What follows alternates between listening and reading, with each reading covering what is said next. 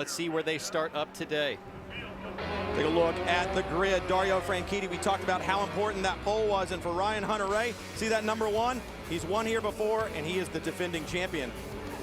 Back in row 2, you got two guys that are going to be nipping at their heels. Will Power, not used to starting inside a second row. Takuma Sato, fast here before. He's got a strong shot today. Check out row 3 there. Mike Conway. This guy gets around here pretty quick. He's done an unbelievable job jumping in the car since Baltimore last year.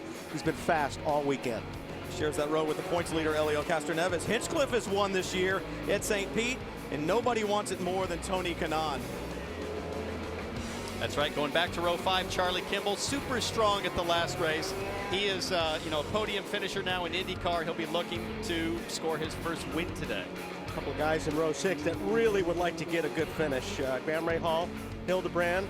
These guys struggled a little bit. They've shown some speed. Let's see what happens today. You move back to row 7, James Jake, AJ Allmendinger. AJ had been so quick throughout the latter practice sessions, just missed it in qualifying of starting row 7. I don't think he has anything to be ashamed of. Not at all. He's getting closer to his Penske teammates now. Look at how deep this field is. You've got Sebastian Bourdais, former winner here at Long Beach. Joseph Newgarden has been on the front row here. They're back in row 8. They're going to be moving quickly to the front. Just say, there's a lot of guys that just missed it in qualifying. I mean, we watched during qualifying, we watched the names. I mean, you were first, second, all of a sudden you were 8th in about a minute. So there's a lot of fast cars here today. Very, very tight on times. Simona Di Silvestro, she was quick in practice, but then had an incident with Justin Wilson in practice the other day. She needs to find her legs and get back up front. One guy I'm watching is Alex Tagliani. He struggled at St. Pete, the first street race of the season, to get grip out of the front end. He felt like he really had it come together this weekend, but didn't get a good run in qualifying. Justin Wilson, we mentioned that he had no problems time earlier. Right. Ed Carpenter back there, he's improving every time. Marco Andretti got in trouble for interfering on a lap, and that's what kicked him out of the top 6 or top 12. And Tristan Vaudier, who's been so strong, starts by himself out in the back. Well, we went for a ride with Annie there in the 2-seater, but Townsend, we were talking about unforgiving concrete canyons here at Long Beach. Take us around for a lap. So let's take a lap around what I consider the most prestigious street race in the IndyCar series. Now, to get a fast lap at Long Beach, you have to be brave in 3 key areas. Okay, these are braking zones from high speed down to very slow speed. Those are in turn 1, turn 6, and turn 9. Generally, the driver that hits the brake pedal the latest is going to have the fastest lap around here. The most unique feature at Long Beach, turn 11 there, the hairpin, the tightest corner in all of racing. Guys, we're about to find out who's going to tame the beach today. Well, and you'll see on that wide shot, that long front straightaway, and we'll have some great onboard shots for you. Simon Pagenaud in the number 77. You'll actually see these drivers go to one hand on the steering wheel through that hairpin. It's so tight. There's a look at Simon. Joseph Newgarden will bring us some good shots from on board. Remember, Newgarden's so quick here last year. James Jakes from Team Rahal Letterman Lanigan Racing. There's a look at Jakes. And these are going to be some awesome shots. J.R. Hildebrand in the National Guard card. And he needs a finish, like you were saying, Wally. We want to see J.R. up there, and he's been had some good times at some of the practice sessions. There's a look at Charlie Kimball in the 83 from Ganassi Racing. And then the number 3 of Helio Castroneves. Let's head back down to the pits, and Jan. And it'll be a little different strategy this year, Brian, and they have shortened, IndyCar has, the race by 5 laps. That changes the pit windows to make it, I think, an easy 2-stop strategy. Look at those windows, 16 to 31, 48 to 63. Lots of room to play. Getting ready for green, the field streaming through the carousel for the final time before the green flag waves. Ryan Hunter-Reay, Dario Franchitti on the front row, the green flag falls. Ryan Hunter-Reay ducks in behind Dario down towards turn 1. Hinchcliffe looking to move forward as well. Franchitti, oh, look at Hunter-Reay. Clear, still clear. All clear, all clear. Ryan Hunter-Reay in that yellow number 1 from Andretti Autosport. And a little contact there in the fountain turn. That's Mike Conway getting into the back of Will Power. Conway feeling racy, considering it's been a little while since he's been in a car. Wally, I'm stunned they all got through turn 1. I'm shocked. That's why I'm not saying anything. That was about as pretty as it gets going through turn 1 at Long Beach. I was going to say, now things settling down a little bit, but you already see cars trying to jockey forward. Graham Rahal going around EJ Vizo, ducks inside. Graham needs a big day today. Oh, Dixon, the right rear is flat, so he must have had some contact there. Wonder if that was in turn 5. Let's take a look. Contact perhaps, cuts it down. Let's look. Oh, he got clobbered. Yeah, that's Tristan Vautier absolutely driving straight into the back of Scott Dixon, flatting his right rear. I mean, here's, again, you got two guys at the back that feel like they should be well at the front. They should be well at the front. They're both pushing like heck, but tough break for Dixon. Tough way to start the day. And I'm sure Vautier's going to have to come in. I'm sure he's got some wing damage. Looks like the front wing does also. Scott Dixon had a problem in practice the other day. Hit the wall pretty hard in turn 9 at the end of the back straightaway. Weekend not going his way. Whoa. Oh, that is Bourdais popping on Newgarden for turn 1. Barely making it. Wow. Intense stuff. Sebastian Bourdais has won here before, a former IndyCar champion, looking to make good. The season not going his way. They finished the season so strong last year, and he told me the other day, I'm frustrated, and I'm frustrated because we did end the season so strong. Where did those games that we made, where did they go this year when we came back? Let's head down to Marty. Well, certainly not the start Scott Dixon wanted. It has been a rough weekend for this race team. They'll have to change the front wing. You see the scuffed red tires going on. He is very upset with Tristan Vautier. He said he needs a penalty. I have no idea what he was thinking. They get the front wing back on and the red tires, but clearly this is going to be a long day for Scott Dixon, losing tons and tons of time here on pit road. And worst thing is he's going to lose a lap. It'd be one thing if he could get out there and, a big problem. Big Saavedra. Saavedra, yeah. Sebastian Saavedra. Turn 9, that's at the right-hander at the end of the long back straightaway. Very quick corner. It is, Brian. That's the right-hander that you use a lot of the apex curb. I wonder if he used a little too much and got launched. Let's see what happens here. It's where Scott Dixon had his problem the other day. Full course caution, pits are closed. Look up. He pops on Simona. Late move. Yeah, he just carried too much speed through there. Absolutely carried too much speed, Wally. And man, I got to say that wasn't even close. But but that's the thing, Townsend, on this place. Really, you got to make those kind of moves under braking. John? Marco Andretti getting his service. They're checking carefully over the right rear, checking for damage at the same time that they're going for a new nose cone. They know they're not losing track position now. They're just taking the opportunity to change to a new nose and go to red sidewalls for Marco Andretti. Now, here's the problem, guys. You were so impressed with the first lap in turn 1, and then it all went to heck in a handbasket after that. It's like everybody stayed calm for turn 1, and then it gets a little crazy, and there is no way Saavedra's going to make it through. So, you're right, and Saavedra wasn't even close. He must have been 10 miles an hour too fast at the apex. If you're Simona Di Silvestro, what you do in that situation is you go super deep on the brakes when you know somebody pops to force him into a mistake like that. But that was way too optimistic. Full course caution at the Toyota Grand Prix of Long Beach. Only 4 laps in the books, and already cars hitting pit lane. Jan? Justin Wilson has been on the radio saying there's no weight. He's saying there's no weight on the front, so they're trying to add something to Justin Wilson. Marty? Tristan Vautier putting on some sticker red tires, also getting a front wing here. Now, he was adamant on the radio, guys. We did see the replay, but he said, I could not avoid that contact with Scott Dixon, so he questioned that penalty from IndyCar. How can you...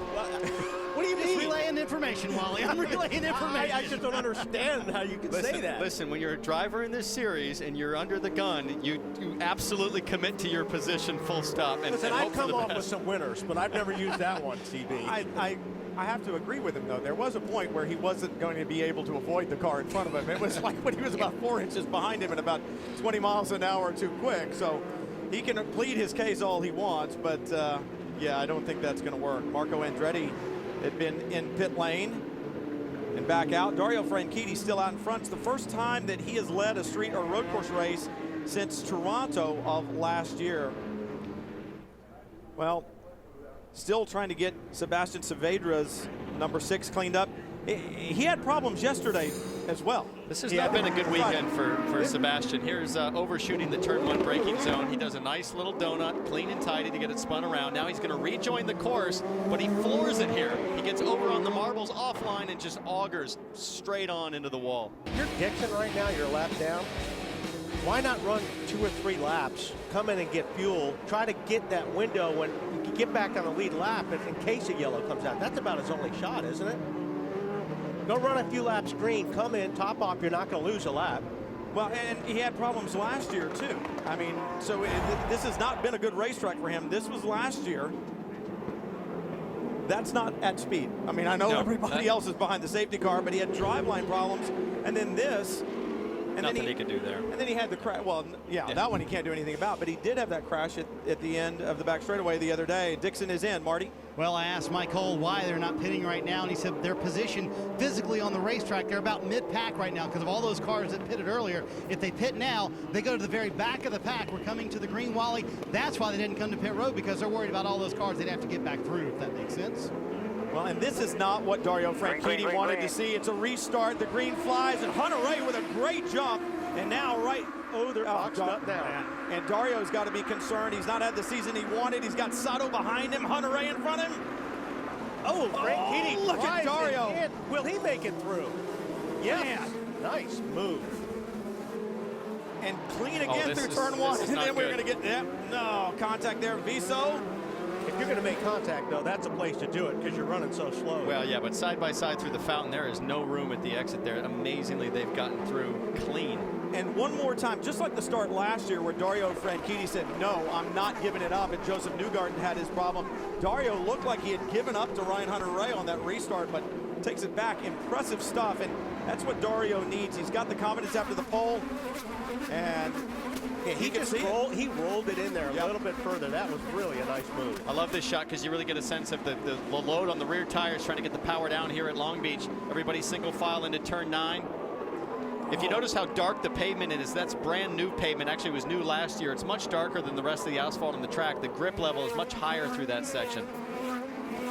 Now it'll be interesting to see whose car is good right off the bat. Who has a car that's going to be quick on restarts from the get-go, and it looks to me like Dario has a bit of an advantage there. Now, obviously, as we change to different tires throughout the event, when we go to reds or blacks, it'll be interesting to see how that balance changes as you ride on board with Castro Neves. Castro Neves, I believe, lost quite a few spots there on the start somehow. He's down in 12th right now. Does he have some damage there? He certainly does. His right front end fence and the upper plane on the front wing is damaged. What that's going to do is reduce his front downforce. It's going to force him to pick up understeer, especially in the left-handers. Let's see what happened. How this happened. 3 wide. He locks up the front brakes there. That wasn't the contact, but I guess we're going to see an accordion effect here. Boom, right there. And now he's lost significant downforce. We saw cars at St. Pete with problems, and even just losing a little bit of that or losing control of that second element, you lose massive amounts of downforce. We'll put a new nose in fuel. There you go. There you go. And a lot of people. Guys, what do you want to do? I think they just told you what to do. Pit this time. Pit this time. But Townsend, I mean, it's going to hurt, but you're still on fresh enough tires. I would think it would hang in there a little bit longer. I was just thinking the same thing. It's going to hurt, but it's not going to hurt as much as a green flag pit stop, which Elio has decided I'm not going to do. He stayed out. He said, you know what? Let's see how this thing does. I would hang in there as long as I can because you're right. You're going to lose way too much time. Well, and the other thing, guys, if you can somehow make it about 4 more laps, Elio Castro Neves can pit and only have to pit 1 more time. Now, you would need caution to make that work, but if he can just hang in there for a little bit, they can make this work on 1 more stop. That's when a driver starts, obviously, I think that was John Erickson on the radio, but, when you're in a seat as a driver, you start thinking, well, wait a minute, the car's not that bad. I don't want to give this up. I agree. Now, we saw Graham Rahal make a move on Tony Kanaan. Nobody's in a bigger hurry to go to the front than Graham today. He's only got 6 push to passes left. He's burned 4 already to get that extra turbo on the front straight. We ride on board with Charlie Kimball, a man who has really had the bit in his teeth this year. Behind us, so just focus on us. We're doing good so far. Now what he's telling him is he's saying Graham is behind us. He's used a lot of his overtake so far. Don't feel under pressure. Graham's going to have to conserve his push to pass. Big steering through the hairpin onto the front straightaway. It's really almost full lock, and you watch these drivers pull one hand off the wheel to even get enough steering. It really is, and it's so deceiving, the hairpin at Long Beach, because it's the stack-up effect. You get right on the gearbox of the guy, and you think, oh, I'm going to be right on him coming off the hairpin, and then it always stretches out. It's the hardest exit in motorsports, I think, to make a run on a guy. The slow corners always are. It seems like that's that mechanical grip, but it's so hard to get off those slow corners.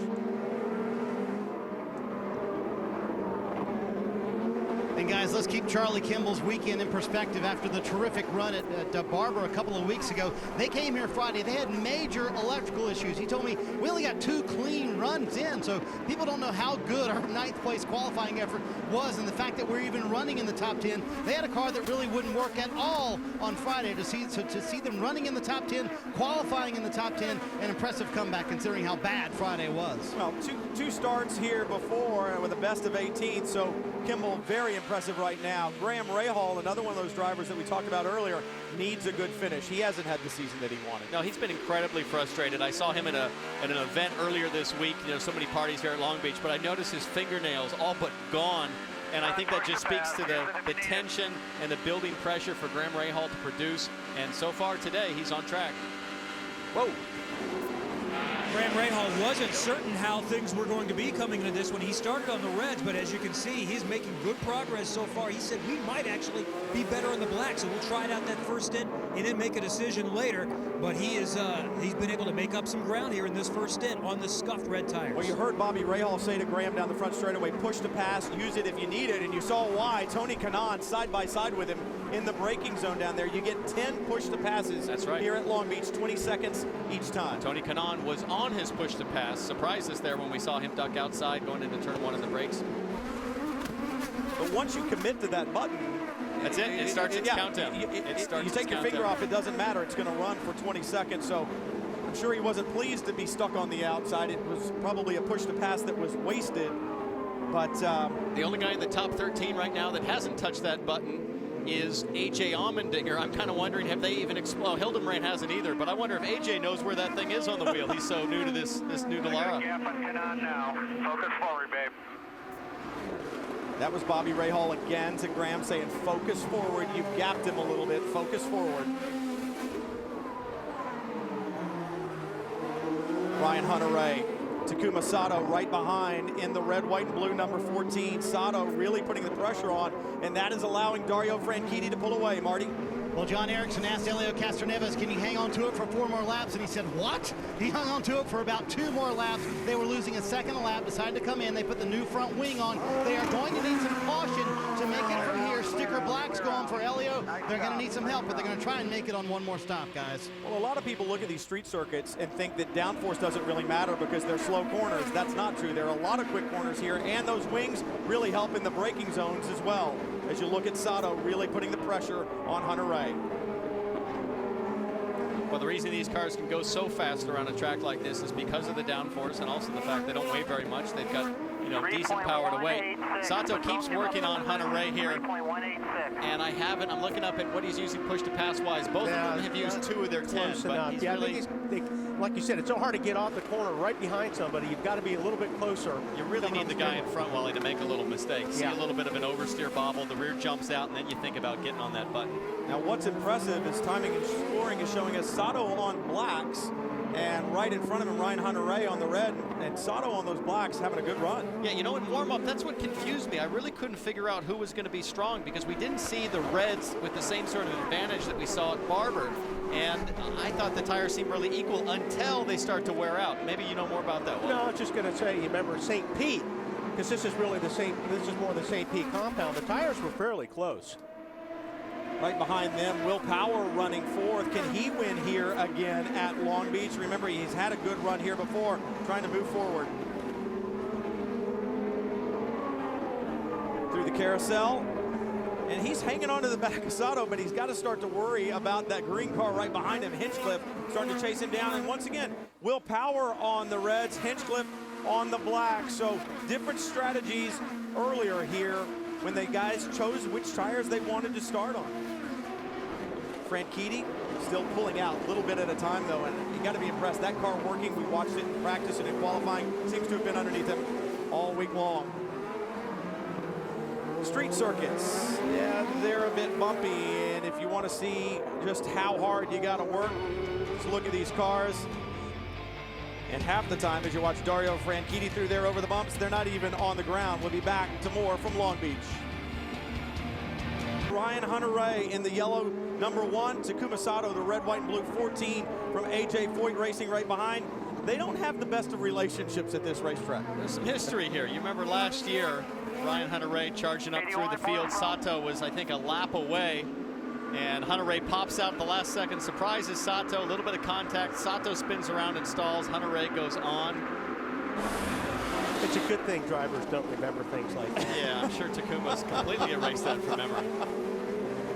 Sato has been all over the back of Hunter-Reay, and we talked about it. Sato on the blacks, Ryan Hunter-Reay on those reds, and you guys were talking about during the break, maybe the reds just, they're not lasting long enough, and that's why the black is a more durable tire for the long run. My guess is that we're just starting to get to the point in the stint here where the reds are going to start wearing off, and I think you're going to see that at the rear of the car first, and it plays to Sato's favor as that happens. Marty?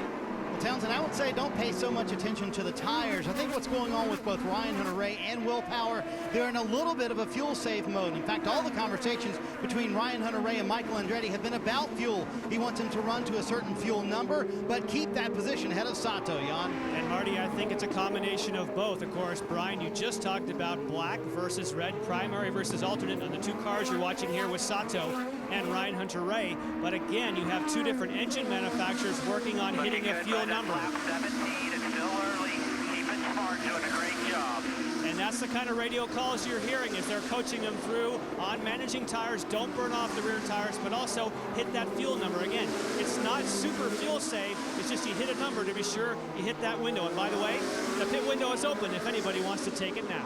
Don't you love it when your crew chief or your engineer says, I need you to go faster, but oh, by the way, save fuel. Save fuel, but don't get past. Yeah, exactly. The window for pit stops are open. You just heard him say it. Pagenaud is in. Yes, and that window open, and Simon Pagenaud taking advantage of that, and that has to be Qualifying mode from now on. Rob Edwards telling him qualifying mode because they have so much time to make up, and he has to be, I would have to say, the biggest disappointment from how fast he was. He was the fastest car in practice Just coming out of the hairpin now. Helio's just out of the hairpin now. before qualifying, and they just lost the balance on the car. It's amazing, Townsend. They were lightning fast, and one change, and they were out of the ballpark. Yeah, you know, I think what we've seen since St. Pete is most of the field that was struggling on front tire grip has figured out how to get the front tires to work on these street circuits, and those that hadn't figured out haven't figured anything new out, and so the field's condensed a bit there. You hear radio traffic saying we're in the window now. As Jan had said, Dr. Beekes has it sorted out, the fuel strategy, and he is right on with his windows, as he called them earlier, and they're opening, but man, the door has opened for Dario Franchitti, and he has run through it and beginning to pull away. Just over 2 seconds in hand, but it has been steadily increasing, a tenth by a tenth each lap. I think it just goes to show, you know, Wally, what it's like when you're out front in clean air. You can get that you can just start putting your numbers together, hitting your marks point to point. We see Tagliani coming in for a stop. Really a couple out laps here. Yeah, you're right. I mean, when there's nobody in front of you, all you got to do is focus on what you're doing, which is driving the race car. You don't have to be worried about the guy in front of you and what he's doing. Now, that's probably going to change because we're going to start seeing, I think, a lot more traffic once these stops, everybody goes through their stops. And you saw Alex Tagliani just leaving the pits. He's made his first stop. Hunter-Reay still being hounded, but now this group has been joined by Will Power, Hinchcliffe, Kimball's in there, Ray Hall at the back of it. This group really closing up. Tire saving map. Remind me to put it back later. And I think also you start looking at, if you're Sato or one of these guys, maybe I don't want to pit with all these guys. Maybe I want to get in before they do and try to get away from it. This way, maybe beat these guys out of the pits. We just heard on the radio, I think that was Hunter-Reay saying to his pits, guys, I'm in my tire saving map. Remind me to put it back later. What that means is that he's gone to a torque smoothing profile on the engine to take a little bit of the load off the rear tires under acceleration. Not so much to save fuel, it's all about saving the tire compound. And what he's saying, remind me later, that means when I go back to new tires, don't forget to remind me to go back to a higher torque setting to take advantage of it. Now, Will Power sliding that number 12 Penske entry around. Perhaps the reds beginning to go away on him because I saw the car loose, power down off of several of the corners right now. They're in the window. When do you make that change to say, come in, let's get some fresh tires on this thing so we can go and make up some ground?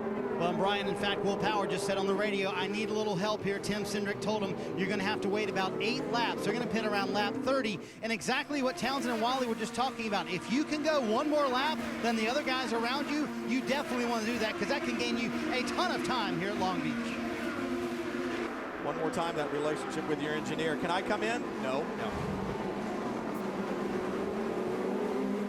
Hinchcliffe following through. Just a lap ago, some good battles on the racetrack as you watch Hinchcliffe still chasing Will Power. Sato right behind Hunter-Reay. You look at this. Vautier on your right. Now Marco's got something in his right front. Well, that's his flap has collapsed on the right front. Perhaps contact earlier, and we were talking about it. It doesn't take much of a change. You lose that aerodynamic help, and your lap time goes away. Same thing we saw with Castroneves. Well, they changed the nose once. Yeah. This thing's hit something again. These things are like finely tuned violins. You knock them around too much, and it doesn't sound too good, or in this case, they don't drive too well. Yep. And you're seeing the result of it right there. These two cars running well from the start, and we've seen it. Ryan Hunter-Reay under pressure from Sato, but you got to think two very different mindsets here. Hunter-Reay knows he can win. He's won the championship. Sato wants to attack. Well, Sato's mindset is, I'm on blacks. I can see Hunter-Reay starting to struggle now on those reds. That thing's starting to slide around. Yes, we do. Sato's on the button. He's going to look to make a move. Inside or outside, we're about to find out. Hunter-Reay went to it as well. Ryan Hunter-Reay, Brian just said on the radio, the car just gone. Look at this pass, Sato on the inside. That's the pass you make, and that's all. It was perfect. He got through the last corner close enough to where he could use to push the pass, and it was beautiful. Well, they both went to the button, but Hunter-Reay just a little late in defensive mode, and it wasn't quick enough. Sato with the run, with the push to pass, makes the move. Every team's going to be watching what happens to Hunter-Reay now with him slowing down, and you see here Conway comes in, going to go out on fresh reds. Strategy beginning to unfold a little bit here as we get into the fuel windows, but Dario Franchitti now up to 3.2 seconds. Just a lap ago, it was 2.2. And look at Sato. I mean, Sato is pretty much, he's just stretching right now on Hunter-Reay. Hinchcliffe right there behind Power. I think maybe you had it nailed, Townsend. Sato feeling like he had a little faster car. If he could just get by him, build up a little bit of lead, that'll help him on the pit stop. Well, there's a situation with the tires where you have this crossover where the softer red rubber and the benefit that you get from that starts to deteriorate and the blacks stay consistent. There's this crossover effect. We're right in that window right now. Larry Foyt on the radio, I believe, talking to Takuma Sato, saying, great job, just a couple more good laps. Give us some good laps and we'll be there. Will Power now next in line behind Ryan Hunter-Reay. Watching the times with Dario and Takuma, and Dario starting to slow down a little bit. Sato's the quickest car on track in the top 6. Hey boys, AJ Foyt's at home watching this race. He's going to have surgery Wednesday trying to get rid of that problem with his sciatic nerve, but I got news for you. That made him happy. He hired Sato because he likes his aggression, and you just saw it again. Now we're seeing James Hinchcliffe really put the pressure on. They're in the same position. Hinchcliffe and Power on the reds, Hinchcliffe is on the primaries. Strategy playing out here from the 39th running of the Toyota Grand Prix of Long Beach. It's IZOD IndyCar action on the NBC Sports Network. Pit stops beginning to play out low, and an air hose in front of James Jakes, and that is going to be a problem if he has run over it. He didn't, so is that going to be a penalty? He didn't run over it with the wheel. Not a penalty, but the penalty is sitting the there. penalty is, I think we're the watching time. the penalty unfold in front of us, which is massive time loss. But if he had run over that air hose, there would have been a big penalty for running over pit equipment. So it got wedged underneath the wing, and you guys said it. The penalty was time lost on pit road. Jake's back underway. We're in those windows, those fuel windows. Guys coming in not only for fuel, but we're hearing a lot of complaints right now about the red tires. Guys beginning to lose the handle on the car. And AJ Allmendinger in the number 2 Penske entry out of the hairpin and into pit lane. Along with Oriol Servia. Damage to the front wing, the left front of AJ Allmendinger's car. Contact with the number 4 of JR Hildebrand is what we were told. 3, 2, 1 in. They will service AJ Allmendinger in the normal fashion. At the same time, they're going to go for the front wing. The quick release is done. They have practiced this many times. Get the hose out of the way up here, Billy. Get the hose, get the hose. Servia's come in, a few other people taking advantage. That was a 17-second stop for AJ Allmendinger. That is going to lose you a lot of track position. Yeah, you can. I was kind of counting in my head there. I didn't see the watch, but it's about 8 seconds, 7 or 8 extra seconds there, changing the nose. Is that Tim Cindric I just heard saying, don't worry about it, let's just go? That would be Mr. P, Mr. Penske, the captain.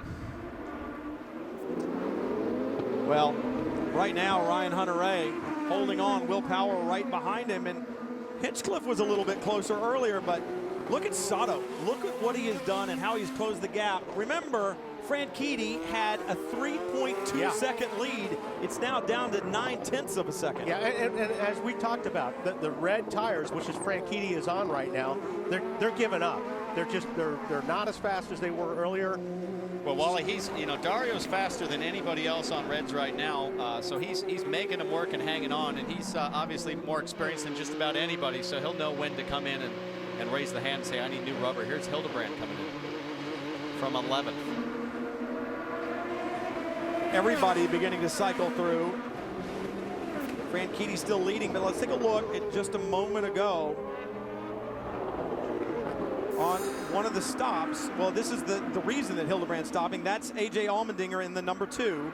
J.R. Hildebrand in the 4 right in front, and Hildebrand loose. Yeah, he lost it just a little bit, and hard time getting the power down coming off the corner. He got a little loose, but what AJ's trying to do is he's trying to absolutely maximize the run he's got, because he knows it's going to be tight out breaking him into the next corner, and I'm afraid that AJ just underestimated the distance the nose of his car was to Hildebrand. Here is power on Hunter-Reay. Will Power around Hunter-Reay. Jan. Takuma Sato just finished his service. Good job, guys. Good job. Yeah, and you heard that. That's because it was 8.7 seconds. Nice job for Sato. Wow, impressive, and he was on a charge, hunting down Franchitti.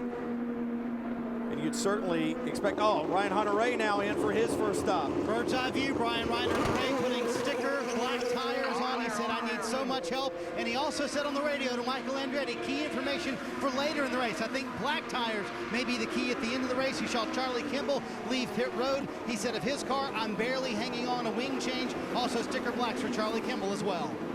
You know, that was such a great pit stop in Sato. It's going to be interesting to see if Franchitti can get out of the pits ahead of Sato. Oh, look at Hunter-Reay. Problems there. Cold tires into the fountain turn. Kanaan working on Kimball there. Kimball on cold tires. That's Tagliani taking a look and a little nudge saying, hello, buddy, I'm right here. They're side by side. This is going to be a battle of bravery, braking for turn 6. And Franchitti now, the leader in, and the problem. Hold it. Up. Trouble for Franchitti, and they have to get it back up on the jack to get away, and now, because he got out later, he had to make that extra turn to get around E.J. Viso. Wow, look at this. These guys were just battling each other. The battle of bravery ended up in the tires. Ended up a dead heat. Not surprised by what we see there after the previous couple of corners. Well, here's the thing is that we know Tagliani drives with a lot of passion, a lot of energy. He came out of the Hunter-Reay came out of the pits, got him fired up. Now he's side by side with Kimball here going down to turn 6. It's a question of who's going to brake later. They're side by side. Kimball brakes later. Tagliani goes for the over-under. He's now outside approaching the next corner, right-hander. Kimball tries to stuff it back in here. Overshoots. Tagliani's got no way to make the corner and just gets bumped off. Yeah, I think with the cold tires, I don't think Kimball had enough to make that corner. With the speed he tried to roll in there. There's a great shot. Oh, there's the hit on the right rear. We're going to dive in here. It was a nice clean chrome horn at least. No damage I don't see on Tagliani's car. Now Tag's going to back off, do the over-under. He ducks inside. He's got the outside lane now. He knows Kimball's there, and when Kimball overshoots the corner, Tag's got nowhere to go. Marty? Well, Brian, we'll have to see how this plays out for Will Power. He hits pit road here under caution, able to get the tire change done. Sticker blacks, he said he needed a little bit of help. You see him leaving pit road. This will be interesting to see how the rest of this plays out. They did want to leave him out for one more lap, thinking that would gain time on Ryan Hunter-Reay. We'll see if that actually winds up costing them. It'll be interesting to see, as you said, Marty, where everything plays out with the yellow being out. Looked like maybe some drivers getting the message a little bit late. It looked like we had a race down to turn 1 there for a second. Yep. It's Sato now who cycles to the front. Sato, Power, Wilson, Vautier, De Silvestro. That will look at the top 5 as they try to get Charlie Kimball out. And Kimball just trying to hold on to those cold tires, trying to get them up to temperature. I think you had it perfectly, Townsend. He just didn't have the grip as he turned in there. No, I don't. You know, he did everything right there until he overshot it there for turn 7. But you know, it's good hard racing. Drama's high, and you know, sometimes it just doesn't work out. Hopefully, they can both get going here. Well, Kimball's a lap down, or they're both going to be a lap down. So Charlie Kimball now back underway. If it's okay, we'll get caught up here. Coming up in just a moment, James Hinchcliffe is going to give us a tour of his driving space with Avis. Own your space. Back at the Toyota Grand Prix of Long Beach, there's James Hinchcliffe right there running 6th right now. And I look at that piece, Wally, and it reminds me why you and I don't drive race cars anymore. We're not smart enough to work the steering. Can't even see the steering wheel. Talk about working it. Hey, I do want to point out, I think if this thing is all sorted out, Dixon is back on the lead lap. Well, Takuma Sato wants to pass everybody. There's the car you need to capture. Pace car has the leader. Thank you. That's always somewhat embarrassing when there's a Days of Thunder thing there, I think. Go past the pace car. I like that deal right there, bud. Just so you know, Powers behind you and Franchitti, they're both on blacks. Then you got Conway on reds. So you should be in good shape here with your reds. So important for the drivers to understand that. You have the team engineers, the team managers, the strategists making those calls, telling you where your competition is. What weapon do they have to use, and where are you going to be in this? Helps you with your strategy. Let's head back down to pit lane and Robin. Boys, this is the busiest man in motorsports, Connor Daly. He's going to be at Indy this year as a rookie. He's a GP3 driver. He's a GP2 driver. He's a Formula One test driver. But you got the ride, kid, without bringing any money, because A.J. Foyt loved the way you tested his car. That's the best part, I think. You know, it's a great opportunity from AJ and the whole, ABC Supply Group. It's going to be cool. I mean, I think everyone's tired of me using all the great adjectives to describe how I feel. But it's just going to be awesome, so I'm pumped. Okay, you're going to run a GP2 race the weekend of rookie orientation, so what's the plan? Well, GP3. Sorry, GP3. That's all right. Yeah, I'll be there May 11, 12, unofficially. But yeah, I think it'll be fine. I get home Sunday night, enough time for a good rest, and hit the track Monday morning, I think. You got to run the car at Sebring and test it there, and AJ liked the fact that your feedback was really good. He changed the car once, but he didn't really change it, and you came in and said, well, I couldn't feel it. Yeah, I mean, it's as simple as that. And he loved it, because he's like, we've done that 100 times, and those guys always feel something that they don't. But AJ's feeling a lot of pain right now. He's had a really trouble with his sciatic nerve, and he's going to go surgery. He's going to have surgery on Wednesday. So the most important thing, I guess, is we need to get him healthy, because his experience at Indy is going to be really good. And I know the other thing I'm really impressed with, besides Sato's driving, is the pit stops are much better. Larry Foyt's really doing a good job with his team. These guys have it all going for them right now, I think. I mean, they've worked really hard, and Larry's done an awesome job putting these guys together and continuing to work on it, because it's a hard thing to do, is run at the front, and sure enough, Sato's leading now. So it's really cool, and I'm just happy to be working with the guys. I mean, it's going to be a great month. Your dad ran Formula One. Of course, he ran Indy a few times. You think he's going to be a Little League father, or is he going to stay out of the way and don't want AJ screaming at him?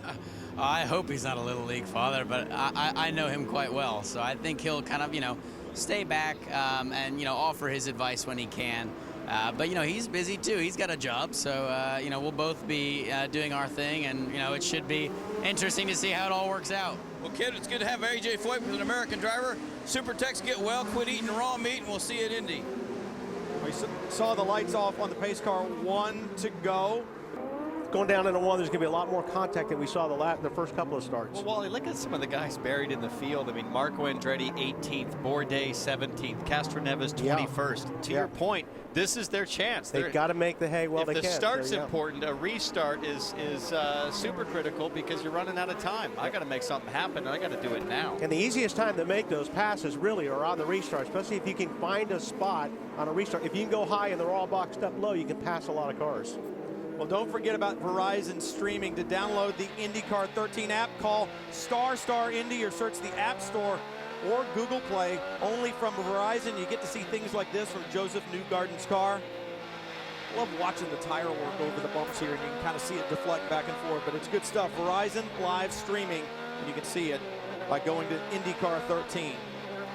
Good stuff, and I think what's interesting is the strategy is different with tires up front. Remember at the start, Sato was on blacks, Power was on reds. Now they're going to start completely opposite with the tires that they have on. Yeah, but before you pick your tires, you got to make sure your wing is working. And Marco Andretti's still got issues with that front wing, as we see here. We're going to grid up and come to the restart right now. And this is what you don't want to see. You don't want a yellow, because you don't want to. Oh, look at that already. That was a really, really slow restart. Somebody got an awful start there. Mike Conway had trouble getting going. He is still slow on the front straight. Let's see what happens down here at turn 1. And Kanaan was all over it from, I think, maybe before the drop of the green. There we go. Hinchcliffe. Iso, Hinchcliffe. James Hinchcliffe, who had been having such a good day. Hinch is going to be done. That left front is not looking factory. 2 in a row. Think back to Barber when he sat in the car for the longest time and didn't get a result. It's a full course yellow, isn't it? Yeah, I was going to say, Graham didn't get that memo yet. He was sticking a wheel in under there. I got to tell you, turn 1 at Long Beach. I raced here yesterday in the Ferrari and the LMS. It is so hard on starts and restarts because you're coming from the fastest part of the track to one of the slowest, and where you actually decide to hit the brake pedal, there's several seconds before you find out if that was a good decision or not in terms of your ability to get it slowed down at the apex. But that was kind of what we were sort of expecting, Wally. Yeah, and like I said, it's getting closer and closer, and you're losing opportunities to make roundup now. We're 34 out of 80 laps. We'll take a look here. Especially when you're dealing with the guy that won the first race of the season, who's currently, P5, P6. He's like, I don't like it back here. I want to be at the front, and I'm going to see what I can do here. You see right here. And he came from way back, Hinchcliffe, way back. He's clean right now. Well, he should. He just tried to get it in there. He where it was never no room. should have even poked in there. He was 2 car lengths back of the guy in front of him, Kanan, and he should know better. I think he was also trying to maybe. Dario gets through nicely. Yeah, he had no room. To his credit, in fairness to Hinch, Kanan looked like he was going to follow the car in front of him and actually poked in at the last second. Marty? Well, in the back of that Accordion Townsend was Ryan Hunter-Reay. This could have championship implications. You see them changing the wing. He said, I have to come in, no question about it. And you saw the right front wing damage. They actually thought they shouldn't be on pit road because they thought pit road was closed, but Michael Andretti cleared it with the official. Ryan Hunter-Reay leaving, but losing a lot of track position. Let's go back to the very start where we talked about Dario Franchitti. Oh, Viso's in, Jan. Yes, he's been here 14 seconds, and they're checking carefully at the back. It appears as though right rear they have an issue back in the suspension area. So they checked out the front, checked the rear, and now there's a couple things that need attention for EJ Viso. If you're EJ Viso, you're just devastated because I've been there. You're looking in your mirrors, and all you can see is the head of the crew member helmet back here, and he's looking at the suspension right back there, and EJ's mirror is right there, and he can watch these guys. He knows that there's an issue, and it's going to take some time to get it fixed. Oh, at the beginning, we were talking about Dario Franchitti having to get back in this championship. Well, now look at what has happened to Hinchcliffe. He won the first race of the year, and then he's out of the next 2. Speaking of another guy, here's Mike Conway. They're pulling the side pod off. That's probably an electronic issue, I would guess. Most of the electronics are stored right there under that side pod. Yeah, when they threw the green flag, he went nowhere. How quickly fortunes change. Ryan Hunter-Reay with the victory. So we're going to have to come back in anyway. At Barber, they're going to get him back out. Now take a look. This is from Simon Pagenaud's on board. Hinchcliffe right there in the green 27. Pagenaud made a good decision. He thought about it for a second and backed off, but there you see the ricochet effect. Viso just, he was the wrong place at the wrong time, and he was running very well. Yep. Day done. 2 races in a row after the season started with such promise for James Hinchcliffe when he took his first IndyCar victory on the streets of St. Pete, and then bad luck at Barber, and now the incident here at Long Beach. Looks like he's in a hurry to get out of there. Hinchcliffe is in a hurry to get out of there. He's on his scooter, and he is gone. Normally, such a good sense of humor, not so much right now. And at a place like this, really you want to be a Sato or a Franchitti on these. I mean, if you can just keep getting through turn 1 close and let all the carnage happen behind you, that's when you have a great points day. It is. And, Wally, we talk about the pressure and the expectation of going into turn 1 and who's going to try to be a hero. Quite frankly, I can't think of a time a guy passed more than a car or 2. You know what I mean? Right. You rarely see some big dive bomb that works out. Takuma Sato now leads from Long Beach. So impressive all year long and very impressive throughout the weekend from here at Long Beach. Could this be the day that AJ Foyt Racing returns to victory lane? Takuma Sato leads at Long Beach, but let's show you how he got there in the early going. Problems for Scott Dixon. And then lap 2. Sebastian Saavedra tries to make a move on Di Silvestro. That didn't work. Brings out a full course caution. On the restart, your points leader, Helio Castroneves. Stack up at the fountain and damage to the wing. He would have to come in and get that repaired. Lap 23, Takuma Sato on a charge. Past defending IZOD IndyCar Series champion, Ryan Hunter-Reay. Then on lap 31, Alex Tagliani trying to get past Kimball, and that ended up in a full course caution. We're back to green. Sato leads the field. Takuma Sato gets a great jump, but Graham Rahal up the inside, and Kanaan is looking outside. They're 3 wide going into turn 1. Look at Graham Rahal in the white and red. The number 15, he moves up. Tony Kanaan, oh, and I saw contact. That's Oriol Servia had contact. I saw a piece of bodywork go flying. Yep. We've seen it there. That fountain stack up has been an issue all day long. Mike Conway still looks wounded back there. Sato jumping out in front. Reds on the 14. Kevin? Mike Conway has come in 2 different times. Each time they've changed the battery. It goes back to that last restart. He restarted 4th, a great day. They're still trying to get it assessed and finished, but his chance at a great result has gone by the wayside with these issues. Marco Andretti doing the over-under on Sebastian Bourdais. Apparently that right front wing flapping around has done nothing to slow him down, but I can't imagine it's going to hold in there that long, Wally. No, I don't either. Again, he's on fresh tires, and that'll mask that problem for a while. All these restarts, everybody gets bunched back up together, and that's where we've seen problems. Look at Franchitti, the 3rd car in the shot, the red number 10, with the big slide off the corner. Tony Kanaan beginning to charge forward. Simon Pagenaud in the blue and white 77. Right next to Kanaan. Oh! Several guys on the button. Franchitti, Kanaan, Pagenaud. Pagenaud has 1 left in the race. You also saw Tristan Vautier in the orange and white, number 55, being shown in 4th. He has moved up. Right there in front of Kanaan in the Hydroxy Cut IndyCar. That's Vautier, and Vautier on the back of Franchitti. These restarts, Dario doesn't want to see him. He needs to change his luck this season. Oh, wow. Now, Pagenaud's on the reds, and he knows that Kanaan's on the primary tires, so this is his time to try to get that spot if he can early in this run. Sato still up front. The first race he has led this year. 10th race he's led overall in his career. And Justin Wilson beginning to move forward. Wilson in the Boy Scouts of America car, the number 19. You saw him, and right there. Look at Justin Wilson trying to make a move on Power. That is very close to a potential blocking review, in my opinion. Power was very uncertain and very unpredictable going down the back straight. Wilson in 8th, Power in 7th, Power in the familiar number 12. A little wide of the apex there. Wilson could get a run. Brian, I can't believe what I'm watching right now, which is Will Power at the Long Beach Grand Prix struggling to keep Justin Wilson behind him, buried in the pack. He's P7 right now. Wilson taking a look. He is taking a look. He's in front of Power right now. If he can roll it in there in front of him, and he does. Nice move. He used push to pass to get it done, and Power did not defend by going to push to pass in the number 12. Oriol Servia now lined up to take a shot at Will Power. Power just does not look like he has the balance he wants. How did Vautier get in 4th? I was wondering that earlier, but I didn't want to ask. Yeah, the halfway mark here, 40 laps in the books of 80. And he gets in front of Franchitti. Vautier into 3rd spot. So Vautier did pit on laps 2, 4, and 30, so he would have topped up presumably at the back of the pack, as you were suggesting, and then pitted on lap 30, but he has done a great job, and he's on pace.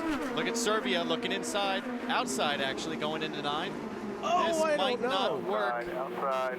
Wow, that Servia on the reds, Will Power on the blacks. Power was complaining about the reds not having balance. I just don't think the 12 has balance. Ron, again, I just can't believe what we're watching. We're talking about a guy who owes, so many pole positions, so fast on street circuits, and he is hanging on for dear life here. Oriol Servia. Boy, Servia is right there. If he sees the window, he's going to go.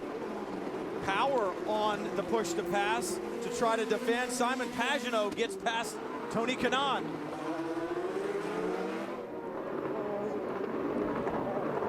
Interesting. Power is struggling right now. The car just looks nervous, Marty. Well, and I tell you, the guys in the pits have no idea what's going on. Remember, he was 4th on that last restart, fell back. He's lost positions almost every restart Will Power has, but he has said nothing on the radio, guys. But Brian, you're right. Clearly struggling with the handling right now. I just asked Tim Sundrick what's going on. He said, I have no idea. Marty, it looks like rear grip is the issue for Will Power, and this is the hardest part for him on the track right now, is exiting turn 7. That's where Servia's had a run on previous laps. And not close enough now. Servia's end plate on his wing. Well, remember on the restart, we saw that bodywork fly going into the fountain. It actually looks like the second element on the right wing is moving, so it has become dislodged. Meanwhile, Takuma Sato has built up a 4-second lead, and it's Honda's through the first time. Lot 4 would help you there or not? And that's now, what we expected. We expected Sato to check out, as you said, Wally, on reds. But how about Graham Rahal? Also hanging in there on his blacks. P2, having a great race. Look at Wilson and Kanaan. Just on a mission right now. Don't forget, these guys did not have a qualifying time. And those yellows really help Sato. That you expect the window for the second stop to open around lap 48. He's only got 6 laps to go before he gets there. He doesn't have to worry about running those reds until the balance is gone. Hey guys, Honda's having some resurgence. They got their butt kicked the first 2 races. They won the pole today, and look at them, 1 through 6. And what they really need is a good result, but they need a victory because they're tired of watching the bow tie go to victory lane. What a difference a year makes, because Honda was not strong here last year. We didn't really see them come on strong until Indy, of course, where it matters now, isn't it? Honda puts, I'd say, at least 80% of their rationale for being in the IndyCar Series on winning the Indy 500, but it benefits you all throughout the season, especially on these long straightaways at Long Beach. It's not just the manufacturers. I was talking to Castroneves yesterday, and we were talking about his 3 IndyCar Indy 500 wins, and he said, I wouldn't trade a 1 for a championship. He would rather go out without a championship, but with those Indy 500 victories. Look at Tristan Vautier, the 55 biggest mover.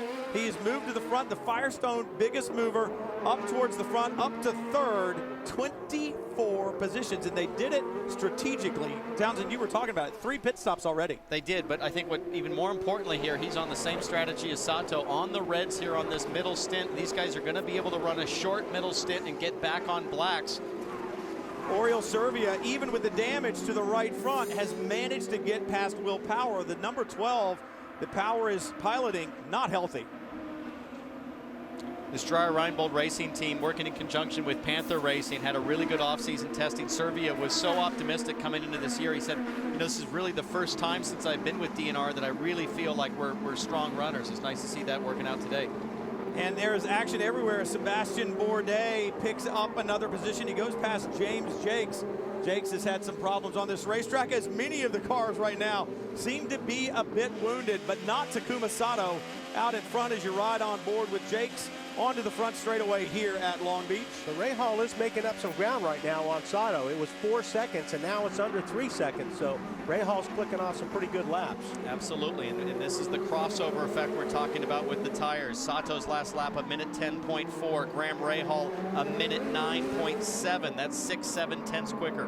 And by Jan Bigas' estimation, Sato's going to need another 4 laps. Jan gave us the window starting at 48. Sato needs to hold on for another 4 in that AJ Foyt Racing number 14. Sato up front, Rahal chasing him down, and the fans being treated to one heck of a race from here at Long Beach. Takuma Sato flashes by. We'll be back to more. Take a look at this. We'll be back to Long Beach.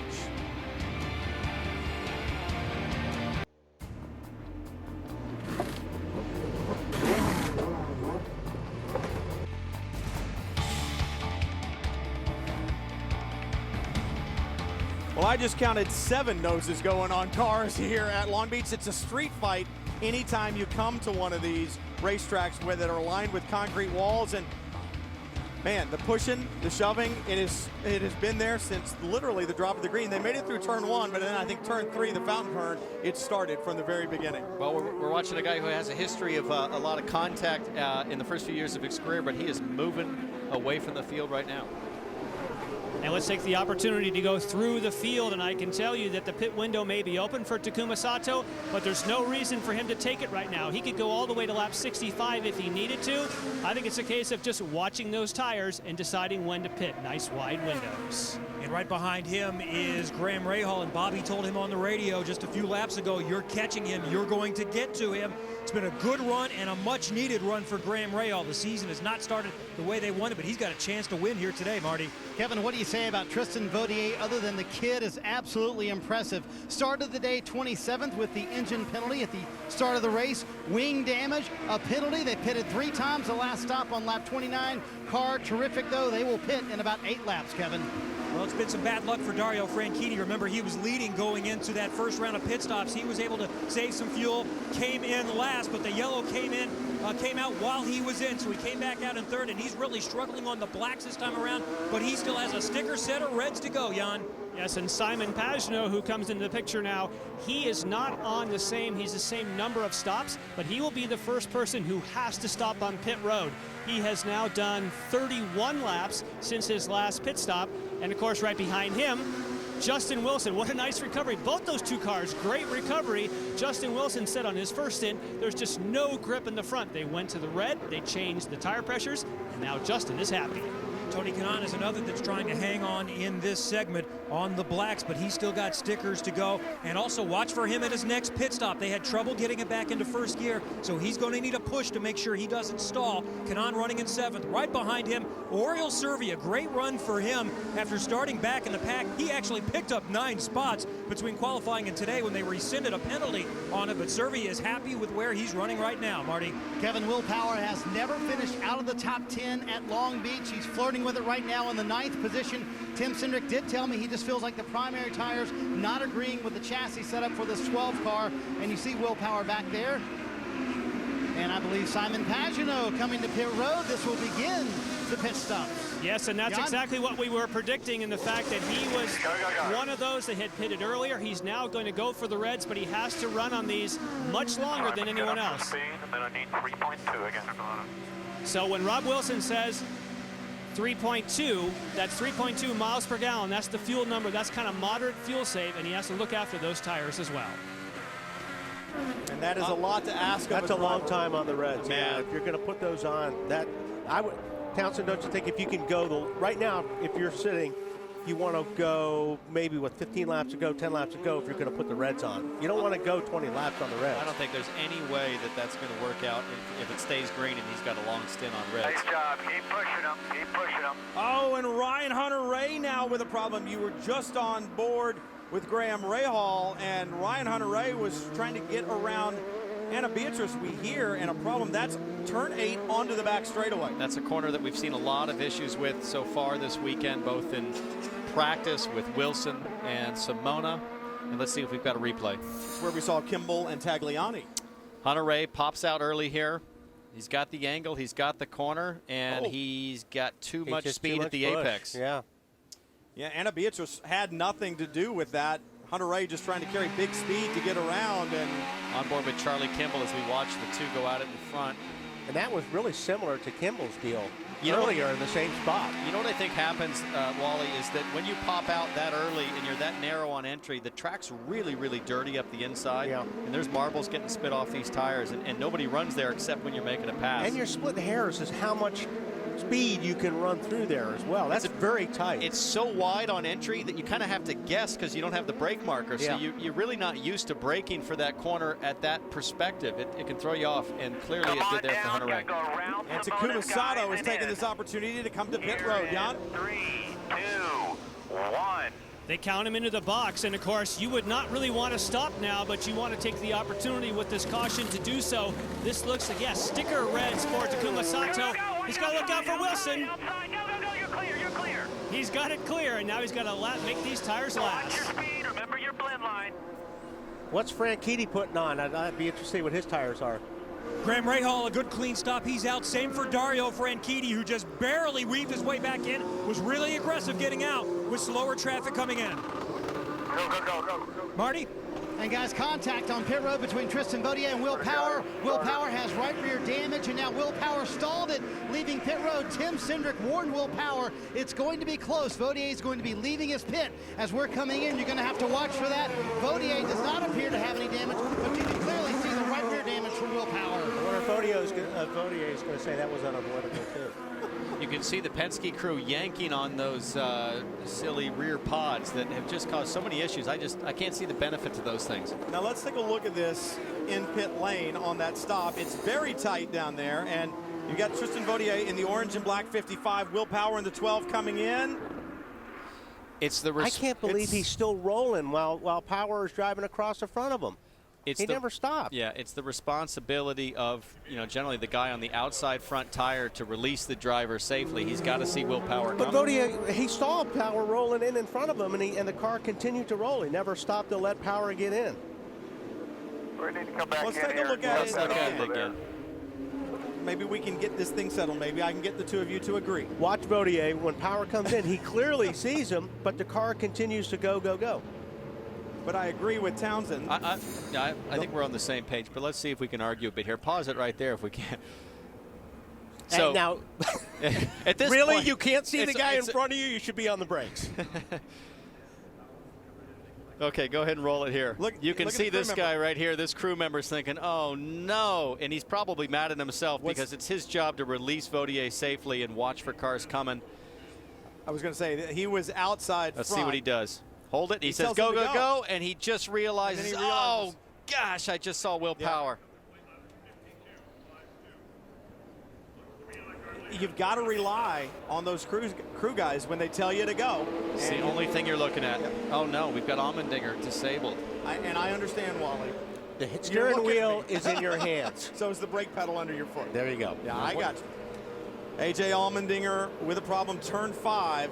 This looks like some kind of driveline issue because he's just pulled off in a safe area there before the apex at turn 5. Here comes Power back in. Agent Nelson, looks like there's a problem. The day has gone from bad to worse for Will Power, and for guys like Sato and Rahal, even Franchitti. Here we are. Here we are. He's pointing to the right rear. No, he's pointing to Vautier's crew, I believe. He's pointing to both of them, Wally. They have the saws all out. They're going to cut this right rear pod piece off.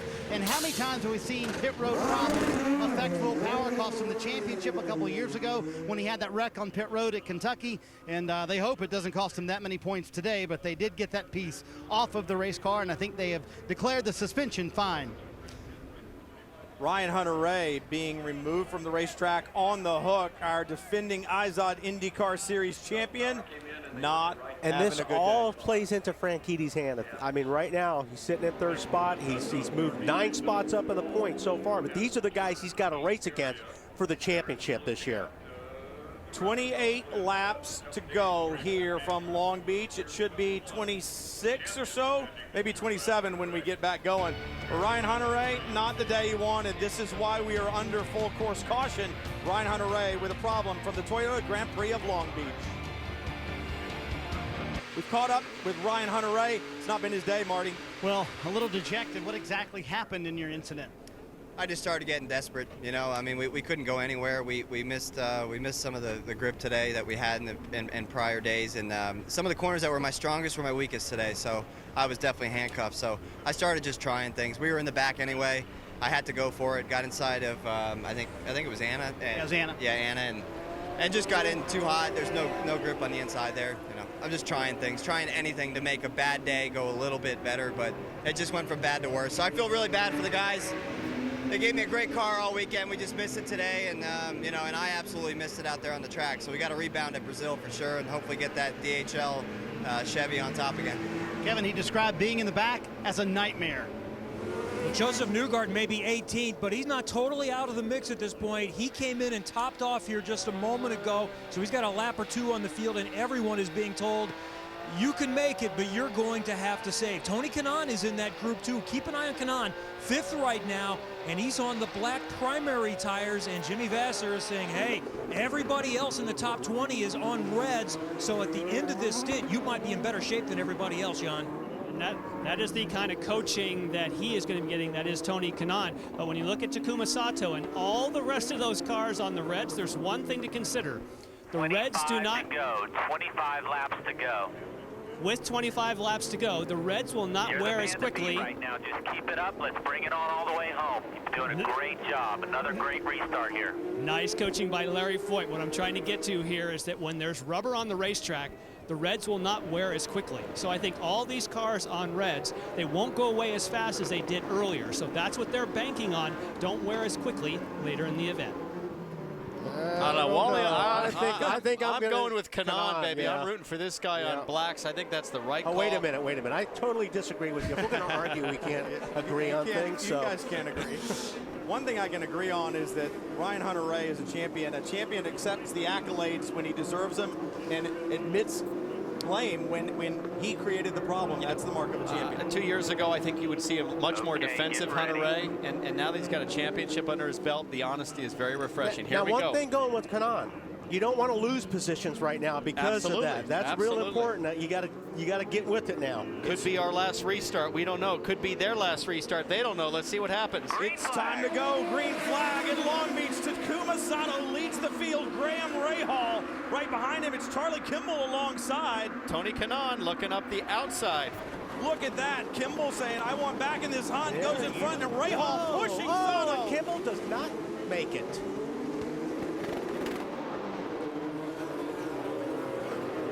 But hey, you have to go for it. Boy, it's great that that he didn't take anybody else out. Well, and for Takuma Sato, I think discretion was the better part of valor. He let him go. Kimball back underway. You see him dragging the banner. But Graham Rahal right up underneath Sato. He's saying, how's our wing? It's messed up. Not good, boss. Yeah, not good at all. Okay, guys, we'll do another front wing. Tires. I want the parts concession on front wings here this weekend. They've damaged a lot of them. Rahal all over the back of Sato through turn one that time. It'll be interesting to see both. Look on at Marco reds. Andretti making a move on Simona. Clean pass, he makes it work. Andretti up to 8th. That blue and red, number 25. Simona Di Silvestro right behind in the green and blue. Not a lot of push to passes left. Pagano out of push to pass. Servi on the button, Andretti on the button, Simona on the button. That group is all going for it. Everybody's defending or pushing. Sato not getting away. Here comes Servia up the inside and just makes it work. Nice pass. That looked easy. He was on the button to get the job and done. remember, Pagano had nothing left to defend. Yep. And now Marco is all over him, and Marco's got how many? 2 left. Takuma Sato 4. Push to pass. Oh, look at left. Marco. He has got a good exit going here. I don't know that this is going to be a long enough straight, though, for him. He's going to hold off. He's going to wait for the exit of turn 8. Charlie Kimball in. Another nose. From under the car then, so we don't pick it up again. And Andretti, Pagano there in front. Pagano's got nothing to defend right here. He is in trouble. And he is Oh. defending. That is... There looked like contact there. There's contact. Look at the right rear. There Smoking. is. That's going to... Marco's left front end fence cut down the right rear for Simon Pagano. And the penalty was self-induced for It Pagano. really was, but I got to say, he proactively went to the inside. Marco tried to force the issue. We're going to have to see that again to really determine if there was any reason to review, but there's no way Pagano can defend at this point with the right rear going down like that. Andretti with only one push to pass left, does not use it into turn 1 at the end of the straightaway. And look at this. There's the number 9. Target Ganassi moving forward. Somebody went to the runoff. Yep, somebody went to the runoff. It was Bourdais. Sebastian Bourdais, and you think about champions and he was winners here who spot. have had problems, and Bourdais just adds his name to the list. Well, why are we seeing so many mistakes? It's desperation, just like Hunter Ray. Yeah. Maybe their last chance to make a move. Let's see what happened here with Pagano with Marco coming. Now, Pagano moves to the right, to the inside.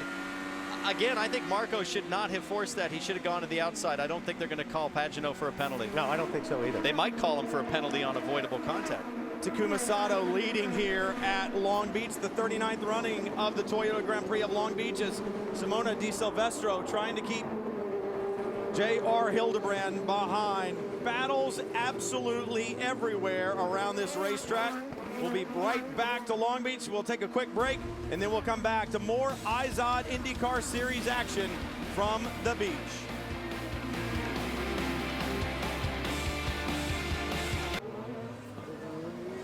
Beautiful day in Long Beach. Takuma Sato having a beautiful drive, still leading here as we continue through the Toyota Grand Prix of Long Beach. You know, one thing, guys, to keep in mind, didn't pay to be in the top 10 in the championship standings, did it, coming into this race. Look at all the guys who have had problems. Elio Castroneves, Ryan Hunter-Reay, James Hinchcliffe, Scott Dixon, Will Power, Charlie Kimball, all with issues today, all top 10 in the championship standings. This could really shake things up, Ryan. Well, it's one of the things that we were talking about. We talked about Dario having to get back in the championship. Well, he's been helped because a bunch of the other guys in the top 10 have had problems. That's what I'm saying. These are the guys that you're going to wind up racing for the championship. So this is a gift. If you can come out of here with a good finish, Dario's going to be very happy. So right now I'm just watching lap times, guys. I'm watching Sato drop down now into the 10s, minute 10 flat, minute 10.0 for Rahal, minute 9.8 for Wilson, and Tony Kanaan, the guy we're watching, minute 10.6 on those blacks. Remember, the reds will wear out quickly here. About another 5, 6, 7 laps is when they start sliding around. Still 20 laps to go from here at Long Beach. We're not going to hand the victory to Takuma Sato just yet, but if he were to take the victory, AJ Foyt Racing would celebrate big time. The last time they won an IndyCar event, July 7th, 2002. We'll be right back. Graham Rahal on a charge in the number 15 Big O tire. There he is, giving chase to Takuma Sato right in front, the number 14 ABC supply from AJ Foyt Racing. And just in that last lap, Rahal half a second gained on Sato. That's true. Now he's catching up. Sato's going to be tough to get by, but who this helps right now? Tony Kanaan, because as Sato slows down, it allows Kanaan to get that gap back on those black tires. He's the only driver again on blacks. And he's going to need it now because, I mean, it's to 6.6 seconds now. Watch what happens here. We were watching Vizo come out of the pits. I hope he doesn't get in front of TK. Certain areas of the racetrack where Rahal looks to have an advantage, but Sato seems to have the advantage off of the hairpin, and that's actually where you want it, off those slower corners. And also, when you're the leader, you're setting the pace. We don't know how hard. Sato may have a lot left right now. Maybe he's trying to conserve those tires a little bit. One thing he does have a lot left of is push to pass. He's got 4 to Graham's 2. Rahal was told by Bobby Rahal about 3 laps ago, I'm going to need better. You're going to need to save fuel better than that. And then the next lap by, he says, okay, we're good. And we're going to have some to go race at the end. So that must have been a remarkable lap there for Graham. In neutral a lot, I guess, Kevin. I didn't know you could save that much fuel in a lap.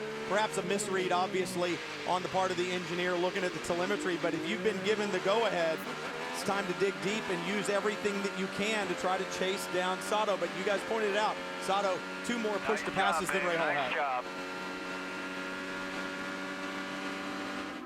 Tony Kanaan in 5th on the blacks.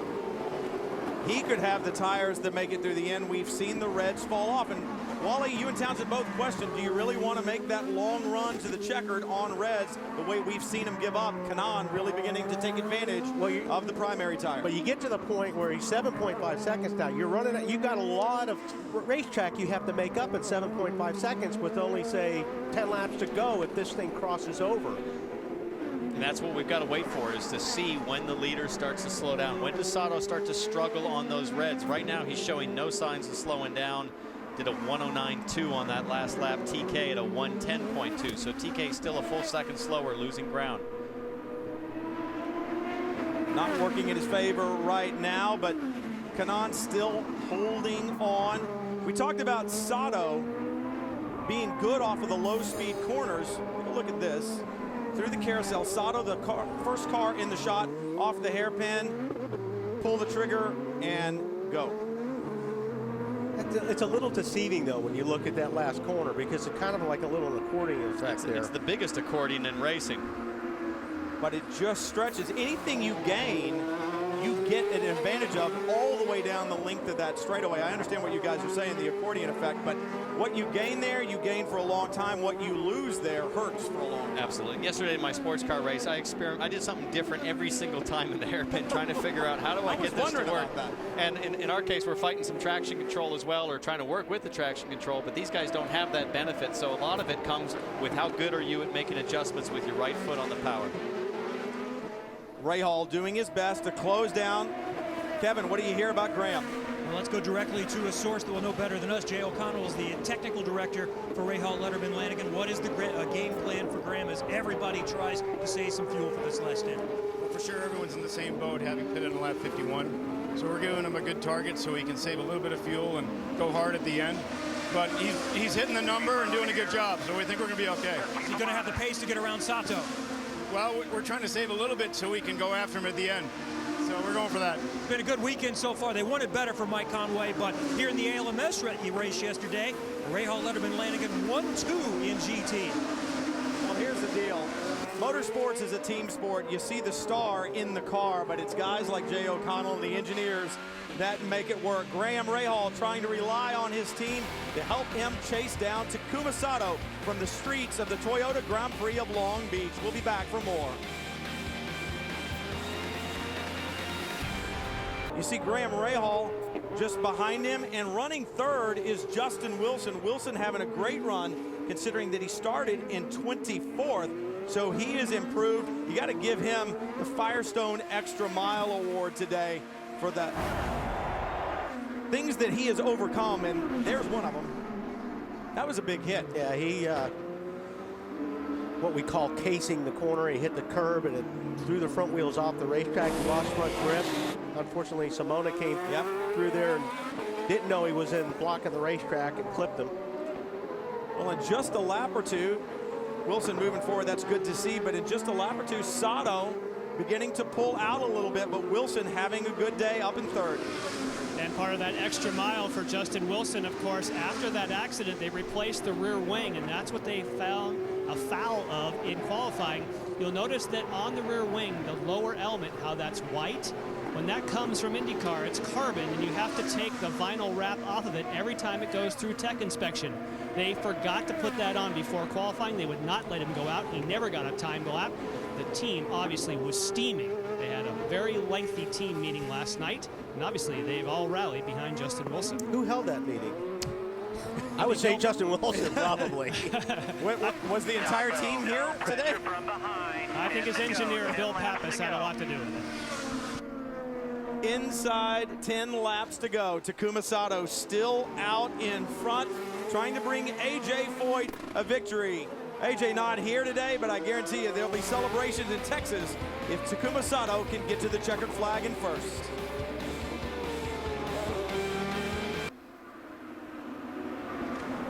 Eight laps to go from the Toyota Grand Prix of Long Beach, and Takuma Sato just extended his lead over Graham Rahal. Justin Wilson's trying to hang as well, but Sato has been quick all weekend long. Larry Foyt calling the shots this weekend as A.J. Foyt is at home. Connor Daly in the background, who'll join the team at the Indianapolis 500.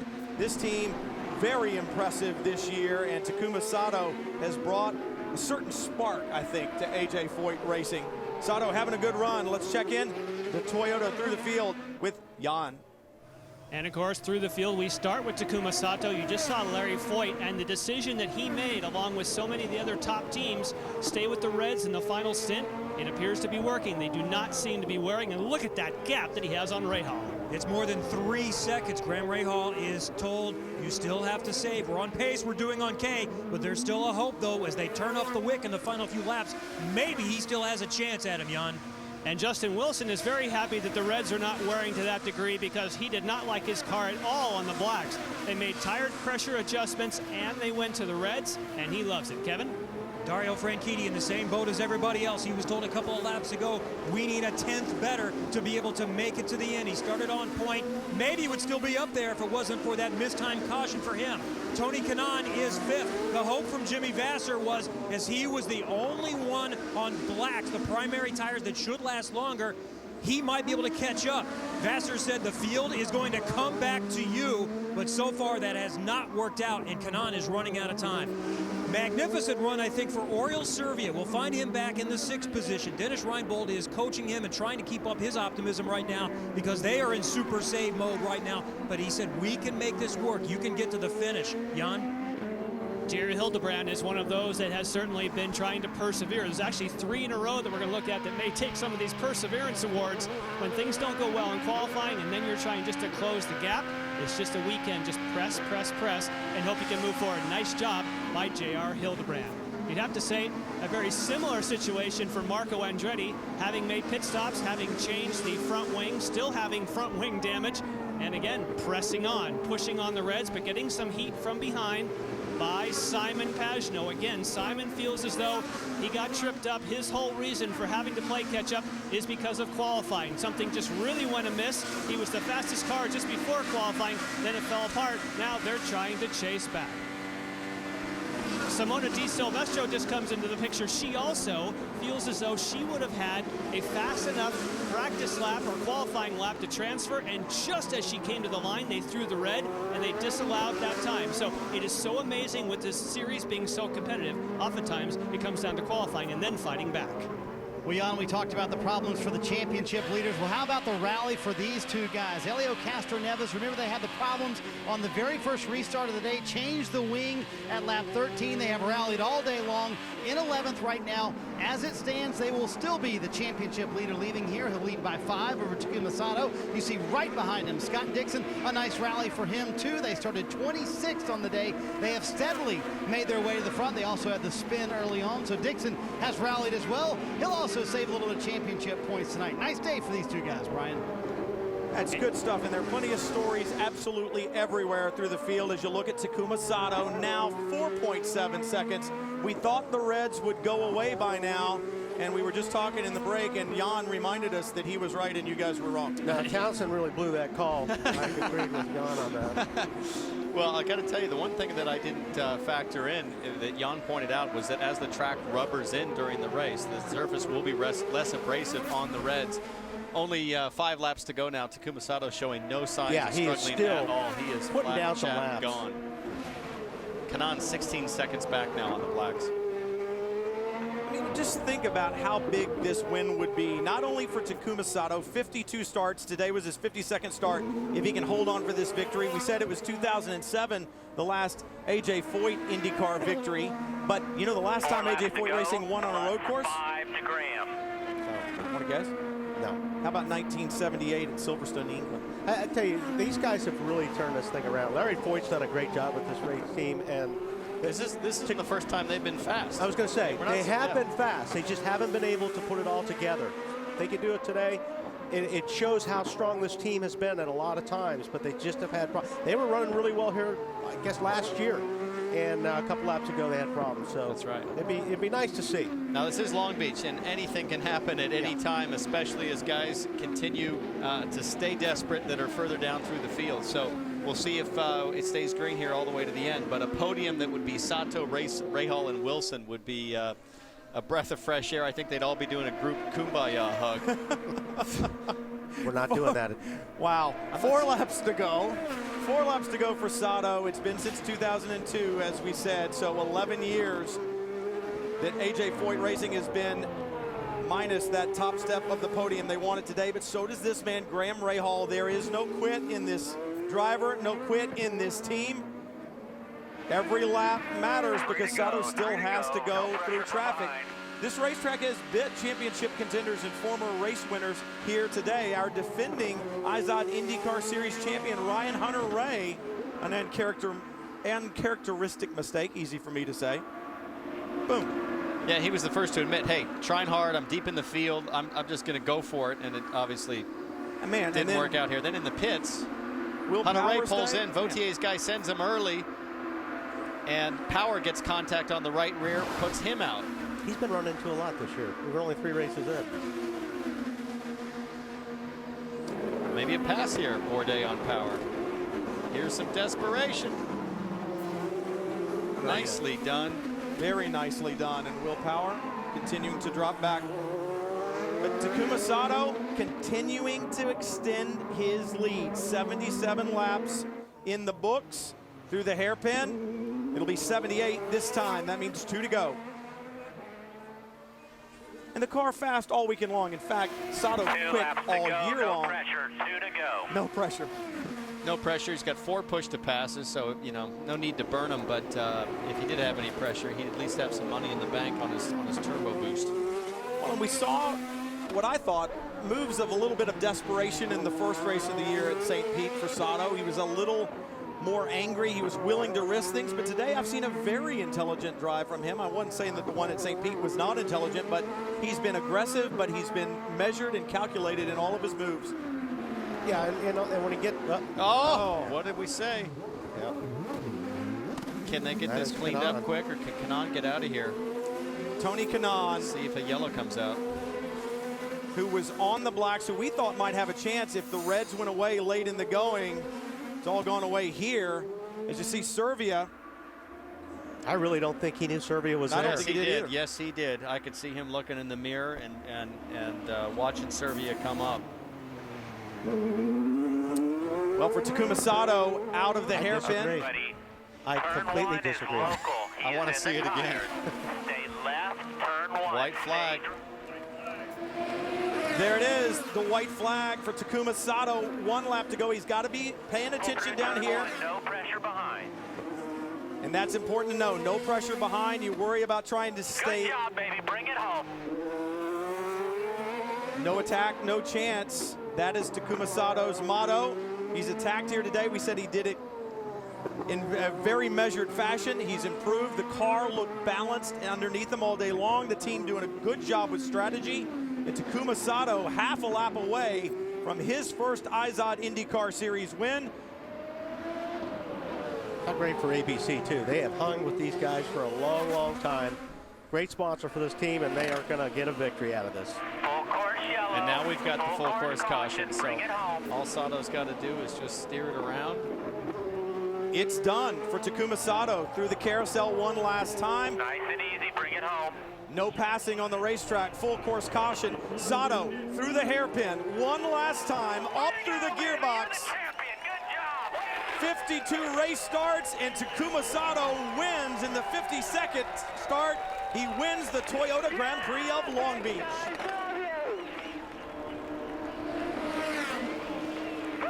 That's really nice.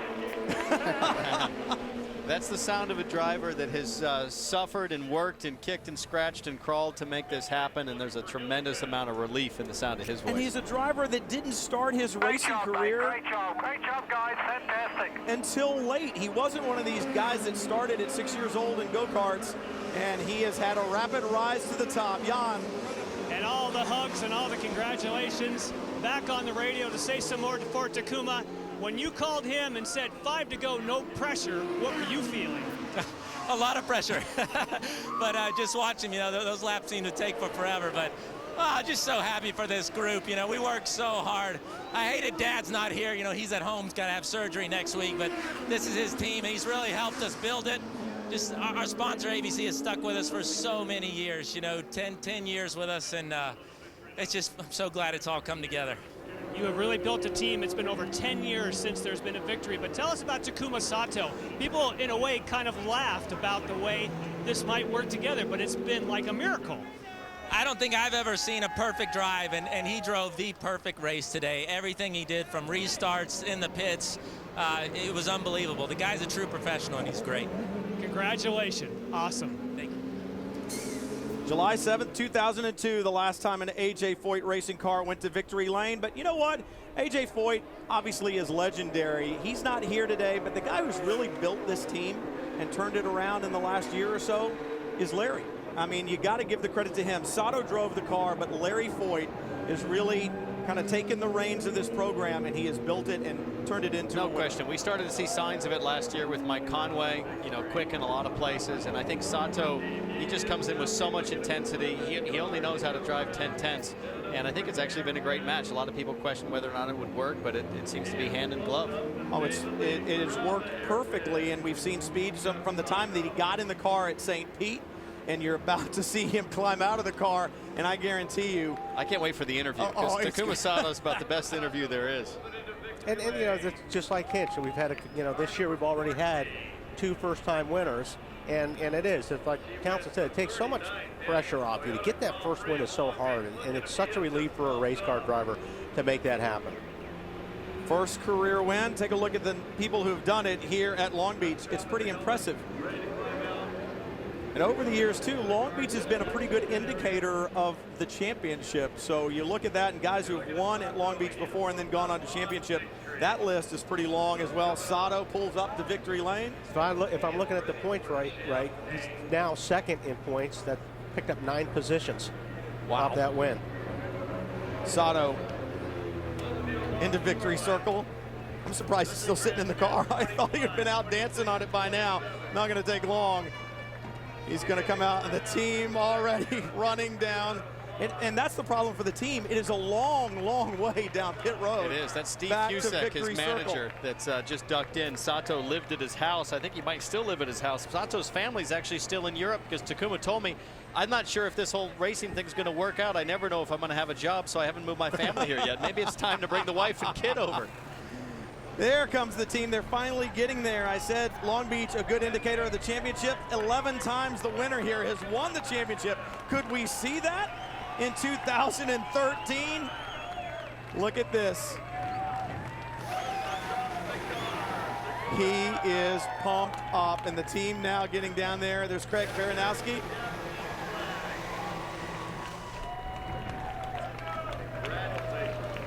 Awesome Takuma stuff. Sato receiving all those photographs, the confetti. This, of course, will be a moment that he will remember. We'll slide around the backside of the car here. What a place to get your first career victory. Some very big names have accomplished that at Long Beach, and now you can add Takuma Sato. Takuma, congratulations. What a place to get your first win. I just can't find the word. I mean, boys done tremendous job. I mean, just fantastic. Car was great. Pit stop was perfect. Great call. And I mean, just incredible feeling. Were you worried at all at the end that you had such a long time to go on the red sidewall tires? Not really. I mean, that's just keep head down and do the job. Obviously, I've been through a couple of times the unlucky situation in the last 3 years, but this is just amazing. I'm really, really happy with the team. Thank you very much for all the sponsors and AJ giving me such a fantastic opportunity, and the boys done a fantastic job. We were just talking to Larry Foyt, and he said he can't remember a time someone drove a perfect race. He thinks you did. I think it was really perfect. I mean, it was, put it this way, it was easy win. You can't describe this because we see such a hard race all the time, but this is the win comes so everything together. This is awesome. What do you think AJ's saying right now? I wish AJ's here, but he's treatment in the house, but I'd really love to call him right away. All right, congratulations to Takuma Sato, AJ Foyt Racing, and AJ ABC Supply. Well, Graham Rahal got out of the car, big hug from his dad, Bobby, and as frustrated as you were the first two races of the year, what was different today? I think we just performed the way that we ought to each and every weekend. We came out here, and the Midas Big O Tires car was right there. I mean, all week qualifying was a little disappointing to be 11th, but you know, we were in the top 5 almost every session, and I felt going into the race that's exactly what we could do here. So to be honest, it just feels phenomenal to get this result, and God, you know, so close to winning yet again. I mean, on the last restart, if Kimball weren't in the way, I think we would have had a great run at it, and clearly he overshot himself going into one, but man, it felt so good to be on the podium here. Long Beach, so much history here. The only problem is I think this is the 6th time Rahal's finished second here, so we need to change that. We're going to have to break the curse eventually, but like I said, I can't thank these guys enough. They've just done a great job. Congratulations. Thank you. Well, obviously too many Martys in racing. I know it's Marty Snyder down in pit lane. Justin Wilson, a good run too, ends up on the podium in 3rd. Kevin Lee has more. He's getting greetings from Dale Coyne, and also the 4th place finisher Dario Franchitti is here. We'll start with Justin first, starting all the way from the back. How did you get up to the front and get to the podium?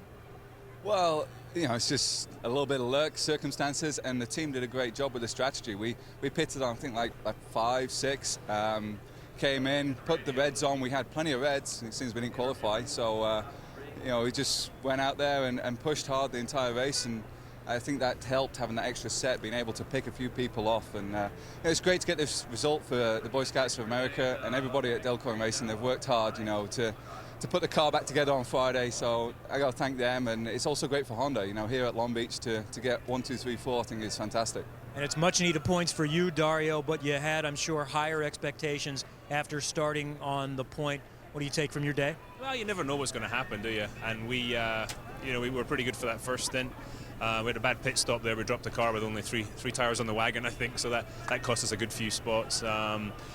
And then I lost one to my man here, Justin, trying to avoid Charlie, who was a lap down and going for glory. But, you know, at the end there, I think we were fairly evenly matched. It was just when we chose to save fuel at that last bit. But I didn't once I lost the track position, didn't enough to get to catch Justin. But good result for the Target team after those first couple of DNFs. Definitely solid days for both Justin Wilson 3rd, Dario Franchitti 4th.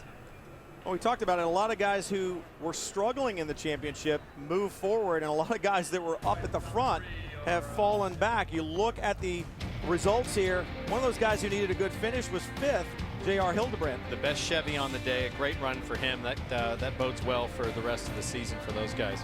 A lot of contact. Marco Andretti fought a damaged car for a while. Helio Castroneves, who came in leading the championship, ends up with a top 10 run. That's good for him, but nobody had the day that Takuma Sato did from the Toyota Grand Prix of Long Beach. We'll be back to more from the beach to wrap things up right after this. And we promised restarts would be adventurous today, and they certainly were a little too adventurous for James Hinchcliffe. And we saw you depart. Didn't want to talk to anyone. You've had a moment to calm down. Let's get your reaction to what happened on that restart with you. And you can watch the replay right there. Yeah, well, from my point of view, it just looked like, and there it is. I mean, I hadn't seen it, and Tony got a killer start, and you know he's known for being the guy on restarts. And I guess he got pinched a little bit. While we were in the brake zone, he just turned in on me. I mean, we went in there. I was defending against Pagano, I think it was, behind me, and he got squeezed. I got squeezed. I guess it's one of those racing deals, but you know the restarts here are so tough because you come out of the hairpin and the first 3 rows are lined up, but everyone else is just absolutely on the gas. And he had that awesome run, and I had it one of the restarts. I mean, it's the nature of this joint, and it just sucks, man. I think we played the tire strategy right. I think starting on the blacks was the right call. The car was actually really good. We were just biding our time. We were going to try and make up some ground on the reds in that second stint, and you know, you could become the victim of something like that. So tough deal for the GoDaddy car. It's not what we wanted today, not what we deserved today, and unfortunately, some of my teammates got involved in it too. You know, so tough day for the team.